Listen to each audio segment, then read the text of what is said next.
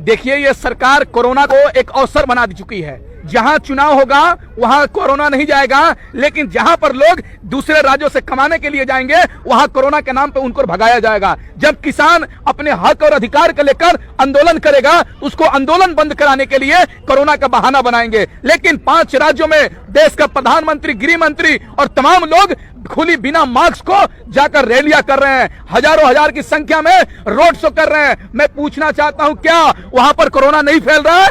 ये मोदी जी, दुर्भाग्य इस बात का है कि हमारे प्रधानमंत्री जी कहते हैं कि कोरोना अभी खत्म नहीं हुआ है, 2 गज दूरी, मास्क है जरूरी, लेकिन बंगाल पहुंचते हैं तो ये अप्लाई नहीं करते हैं। ये भूल जाते हैं कि हम मास्क पहनेंगे और 2 गज दूरी रखेंगे। देखिए, ये सरकार पूरे तरीके से अवसरवादी हो चुकी है। ये सरकार देश के आम लोगों को भूखे मारना चाहती है। मुंबई मजदूर 6 महीना घर पे बैठने के बाद दिल्ली मुंबई कमाने के लिए आए तो पुनः उनको कोरोना के नाम पे भगाया जा रहा है। मैं मोदी जी से पूछना चाहता हूं, अगर वास्तविक रूप से कोरोना है तो सिनेमा हॉल को बंद कीजिए, चुनाव को बंद कीजिए। चुनाव की क्या जरूरत है वहां? और एक और बात, दारू बियर बार खुला हुआ है, भटिया खुली हुई है, लेकिन स्कूल नहीं खुलेंगे।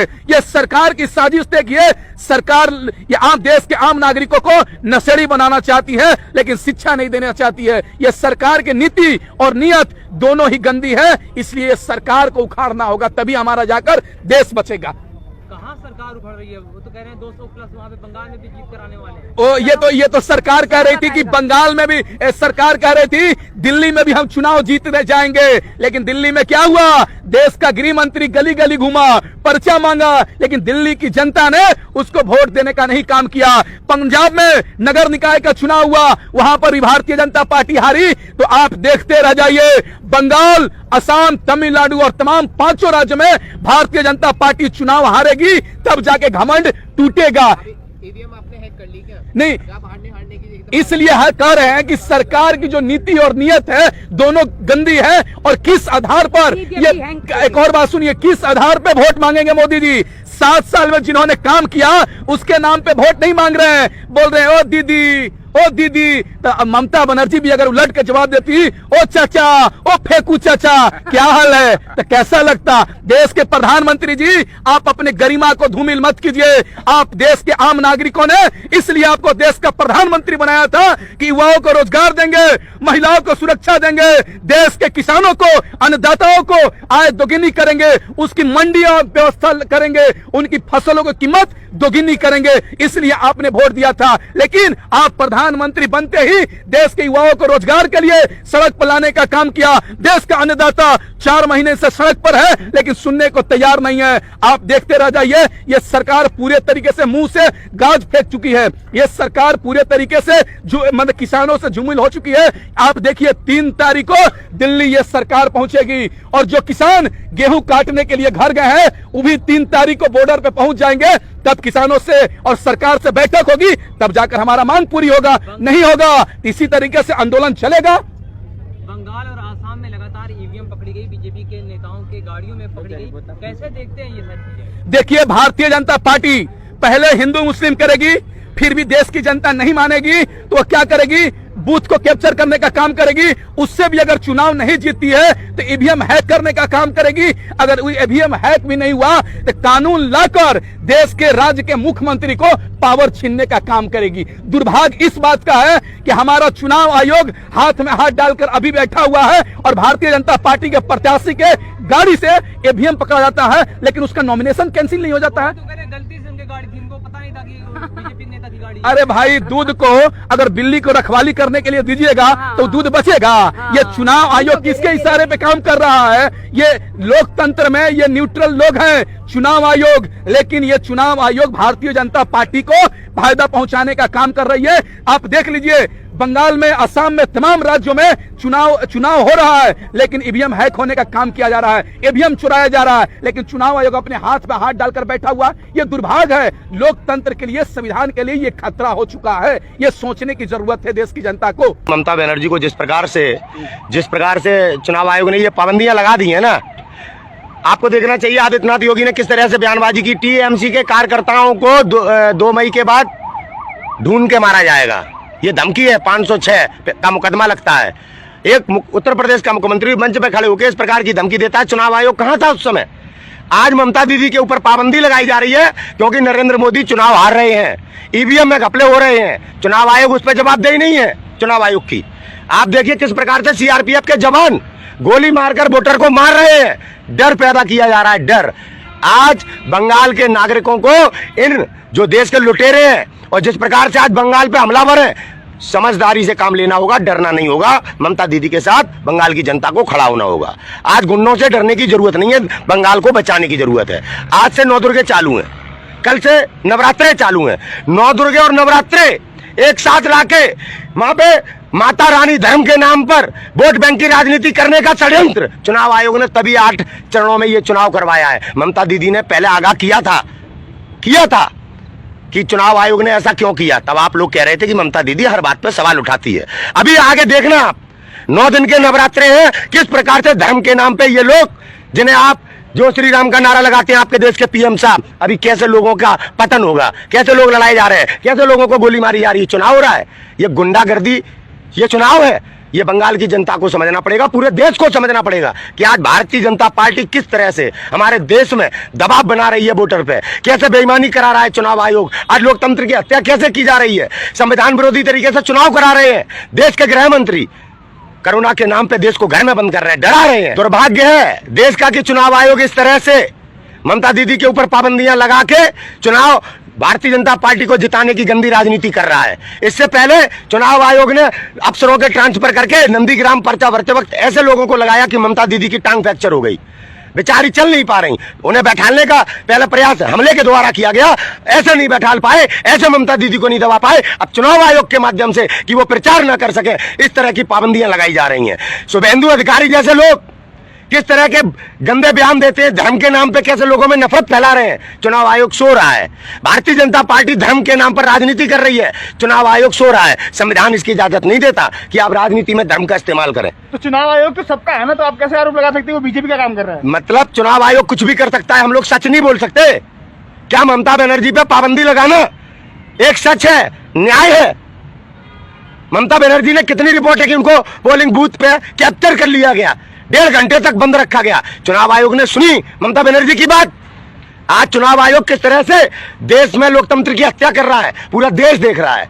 इनके भी मान सम्मान नहीं बचेंगे जब अडवाणी का नहीं बचा मान सम्मान, जब आज देश में राष्ट्रपिता का मान सम्मान नहीं बचा है, तो याद रखना चीफ जस्टिस ऑफ इंडिया का भी नहीं बचेगा। आज मान सम्मान स्वाभिमान की लड़ाई है। अच्छा, सबकी जो नजरें हैं 5 राज्यों में चुनाव है, लेकिन सबकी नजरें बंगाल पर ही क्यों है? नहीं, ये तो आपके टेलीविजन नेशनल मीडिया की नजर है बंगाल पे, केवल आपको दिखाने के लिए। चुनाव 5 राज्यों के चुनाव में भारतीय जनता पार्टी चुनाव हार रही है और हर जगह पर बड़ी दमदारी से चुनाव लड़े जा रहे हैं। भारतीय जनता पार्टी बैकफुट पे इसका तंबू खड़ने वाला है। यहाँ पर जो माहौल बीते दिनों तो कुछ सही था, फिर माहौल में अचानक से 4 चरण के चुनाव के बाद से जो माहौल में परिवर्तन आया, उसको लेकर क्या कहेंगे आप? 4 चरण का चुनाव बाकी। मेरा अपने सभी पत्रकार जो है हमारे दिल्ली के जो वहां गए हुए हैं उनसे मेरा निवेदन, उन्हें वापस आना चाहिए, क्योंकि माहौल आगे किस तरह बिगड़ता चला जा रहा है उसको गंभीरता से चिंतन करने का विषय है। वापस क्यों आए? वो तो पत्रकारिता करने गए। आज गुंडागर्दी किस पैमाने पे हो रही है, वोटर पे गोली मारी जा रही है। किसी पत्रकार को गोली मार के हिंदुत्व जगा देंगे, हिंदू मरवाएगा। अरे अमित शाह जी है तो सही, जब वो जज को नहीं छोड़ते तो ये पत्रकार क्या है? उन्हें वोट चाहिए। 59 कार सेवक चले गए तब मुख्यमंत्री बने हैं, हिंदू मरे थे 59। कहाँ पर? गोधरा कांड में। और उनको जब उनकी बॉडियां निकाली गई थी रैली की तरह, तब दंगे हुए थे। अमित शाह जी के नेतृत्व में हिंदुत्व। पुलवामा में हमारे 44 जवान शहीद हो गए, आज तक उन जवानों को किसने हमला करवाया कोई पता लगा? बंगाल में पत्रकार भी सेफ नहीं है। पत्रकार कैसे सेफ है? अभी तो नक्सली हमले में सीआरपीएफ के जवान शहीद हुए हैं। ईवीएम सेफ नहीं है, बीजेपी के संग घूम रहे हैं। तो मेरे दिल में जो बात है, क्योंकि मेरा यूट्यूबर्स ने जो दिल्ली के यूट्यूबर्स उन्होंने हमें बड़े पैमाने पे समाज के सामने लाया है, तो हम अपना फर्ज निभा रहे हैं कि भाइयों लौटे आओ। कुछ नहीं है वहां पे, कहीं ऐसा ना हो आपकी स्वतंत्र पत्रकारिता को ठप्पा लगाने के लिए गोली से बंद करा दिया जाए। आज यही हो रहा है देश में। हर सच बोलने वाला नौजवान देशद्रोही के नाम पे जेल में है। आज यूथ कमजोर कर दिया। जो पत्रकार सच्ची आवाज उठाता है, देखो रवीश कुमार को, देखो अपने प्रशांत वाजपेयी को, देखो अभिषेक शर्मा को, देश छोड़ना पड़ा इन लोगों से अपने आप को बचाने के लिए। तो मैं नहीं चाहता कि मेरा कोई मित्र वहां पे शहीद कहला दिया जाए इनकी राजनीति में। और 4 चरण का चुनाव हो चुका है, तो मोदी जी कल रैली में कह रहे थे कि 4 चरण में ही बीजेपी की 100 सीटें आ रही हैं, टीएमसी 2 मई को गायब हो रही है। मोदी जी देश के प्रधानमंत्री होकर जब चुनाव निष्पक्ष नहीं करा सकते, कुछ भी कह सकते हैं। मोदी जी के चरित्र को आज देखकर मुझे शर्म आती है कि आज जिस प्रकार से ममता बनर्जी को दीदी ओ दीदी, कोई हिंदू अपनी बहन से इस प्रकार से बोलता है, बड़ी बहन से या छोटी हो, दीदी ओ दीदी, किस प्रकार से छिछोड़ापन और ऐसी असभ्यता हिंदुस्तान के प्रधानमंत्री के मुख से। कभी कांग्रेस की विधवा सोनिया गांधी जी का ऐसा अपमान, भारत के प्रधानमंत्री राजीव गांधी जी जो राजीव उससे रत्न से, भारत रत्न से राजीव गांधी जी सम्मानित है, उनको, उनकी पत्नी को कांग्रेस की विधवा, आप देखिए शुभेंदु अधिकारी जो दीदी दीदी कहता था, आज उनको कह रहा बेगम। आप देखिए उनका प्रदेश अध्यक्ष, क्या नाम है उसका, घोष, दिलीप घोष, कहता है दीदी बरमुडा पहन लो। क्या यार सभ्यता है, यही हिंदुत्व है, यही संस्कार है हमारे हैं। और आज कौन से धर्मगुरु है ये बने घूम रहे दासना में, जो आज नबी पैगंबर साहब दूसरे के धर्म पर टिप्पणी कर रहे हैं और जो हमारे धर्म की दलाली कर रहे हैं, उन लोगों की ये चाटुकरताई कर रहा है, चंदे मांग रहा है लोगों से, ऐसे नफरत फैला के देश में धर्म का बढ़ावा।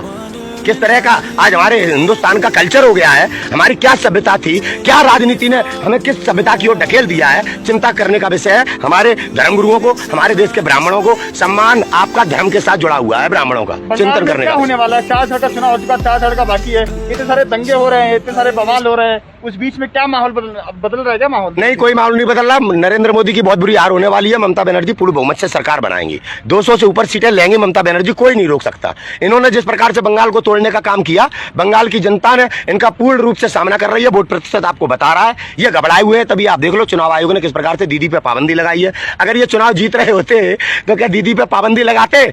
आप समझिए, आप किस तरह से डरा के, धमका के, पैसे बांट के, किसी भी प्रकार का लालच दे के ये चुनाव जीतना चाहते हैं, जिसका आपको सब कुछ पूरा देश देख रहा है। कैसे भारतीय जनता पार्टी जो भ्रष्टाचार, आतंकवाद से लड़ने वाली बात करते थे, सबका साथ, सबके विकास की बात करते थे, वो आज गुंडागर्दी कर रहे हैं। एक महिला के सामने सरकार हार रही है चुनाव, पूरे सिस्टम को लेने के बाद भी। ये बहुत बड़ी जीत है ममता की। अच्छा, एक बात बताइए, ममता जी को बैन कर दिया गया 24 घंटे के लिए, प्रचार नहीं कर पाएंगी। आने वाले टाइम में एक बार और अगर बैन कर दिया गया, मतलब लगातार उनकी प्रचार पाबंदियों पर पाबंदी लगा दिया प्रचार करने पर, तो क्या लगता है टीएमसी के प्रचार होंगे नहीं, जनता तक नहीं पहुंच पाएंगी, तो कुछ मुश्किलें आएंगी ना टीएमसी? जनता के पास सब कुछ पहुंच चुका है। पाबंदी कर दो ममता दीदी को, घर में आप लॉक करवा दो अमित शाह जी, वोट नहीं मिलेगा आपको। आज बंगाल अपनी दीदी के साथ है, एक एक बेटी आज दीदी के साथ है, और जहां माँ बेटी होती है ना भाई साहब, वोट पूरा परिवार वहीं करता है। ममता दीदी नहीं हारेगी, नहीं हारेगी, नहीं हारेगी। बहुत छोटा आदमी हूं मैं, लेकिन ये मैं बात पूरी दम के साथ कह रहा हूं, भारत के गृह मंत्री से आप चुनाव नहीं जीतेंगे। कितनी भी बेईमानी करवा लो, चाहे आईपीएल कितना भी दिखवा लो, कुछ भी करवा लो, आप अभी नवरात्रि में हिंदू मुसलमान खूब कर लेना, अमित शाह जी आप बहुमत नहीं पाएंगे वहां पे, सरकार दीदी ही बनाएगी। चाहे आप सट्टेबाजी के लिए दीदी को चुनाव हरा दो ईवीएम की मदद से, लेकिन सरकार टीएमसी की ही बनेगी और बहुमत की सरकार बनेगी, कितनी भी गंदी राजनीति कर लो। एक तरफ दीदी है और दूसरी तरफ बीजेपी के तमाम प्रदेशों के मुख्यमंत्री, वहाँ के दिल्ली के कैबिनेट स्तर के मंत्री, फिर दीदी अकेले, तो क्या लगता है कितना मुकाबला कर पाएंगे? अंबानी, अडानी, भारत का प्रधानमंत्री, गृह मंत्री, रक्षा मंत्री, कृषि मंत्री, पूरी भारतीय जनता पार्टी के कार्यकर्ता, पूरा आरएसएस, पूरी मीडिया, देश की नेशनल मीडिया ममता बनर्जी को चुनाव हराने के लिए कार्य कर रही है। चुनाव आयोग, सीआरपीएफ, तमाम सिस्टम के लोग, हमारे देश का सुप्रीम कोर्ट ममता दीदी को चुनाव हराने के लिए पूरी ताकत के साथ लगा हुआ है। एक तरफ ममता दीदी जनता की ताकत को लेकर खड़ी है, दूसरी तरफ देश का प्रधानमंत्री पूरी सरकार और देश के 2 लुटेरे उद्योगपतियों के साथ ममता दीदी से लड़ रहा है। भारत की नारी सावित्री यमराज से अपने पति के प्राण लेके आई थी, इनकी औकात क्या है? याद रखना, सीता से लड़ा था रावण, पूरे वंश का नाट हुआ। द्रौपदी से लड़े थे कौरव, पूरे वंश का नाट हुआ। हमारी ब्राह्मणी से, एक सन्यासिनी से, ममता दीदी से लड़े हैं ये भाजपाई और संघ, इनका भी सर्वनाश होगा। इतिहास बताएंगे, आगे आने वाले दिन बताएंगे, देखना आप, इतिहास कभी बदले नहीं जा सकते, ये सच्चाई है। कहना बंगाल के चुनाव से देश की राजनीति बदलेगी? बदलेगी। ममता दीदी इज द बेस्ट लीडर के रोल में आज उभरी हैं। जैसे नेहरू जी ने देश बचाने के लिए अंग्रेजों से मुकाबला किया था, आज ऐसे ही हमारे देश में एक ब्राह्मण नारी ममता बनर्जी आज अपने देश को बचाने के लिए पूरी ताकत से लड़ रही है। और मुझे बड़ा सौभाग्य है कि मुझे उनका प्रचार करने का मौका मिला और आज पूरा बंगाल उनके साथ खड़ा है। चुनावी यात्रा